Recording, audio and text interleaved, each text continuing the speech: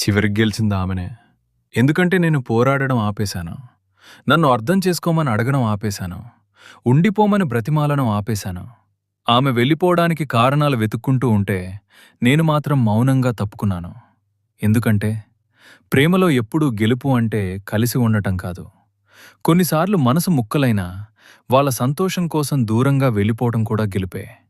ఆమె కోరుకున్న నిశ్శబ్దాన్ని చివరికి నేనే బహుమతిగా ఇచ్చేశాను. ఇప్పుడు ఆమె ప్రశాంతంగా ఉంది. కాని నా లోపల మాత్రం ప్రతిరోజూ ఒక యుద్ధం జరుగుతోంది. మాట్లాడాలని అనిపిస్తుంది. కాని మాటలకు అర్థం లేదని తెలుసు. తిరిగి రావాలని కోరుకోవచ్చు. కాని బలవంతంగా నిలబెట్టుకున్న ప్రేమ ఎప్పటికీ ప్రేమ కాదు. అందుకే వెళ్ళిపోతున్న అడుగులను ఆపలేదు. దూరమవుతున్న చేతిని పట్టుకోలేదు. ఎందుకంటే ప్రేమించడం నేర్చుకున్నాను. కాని ప్రేమను బలవంతం చేయడం నేర్చుకోలేదు.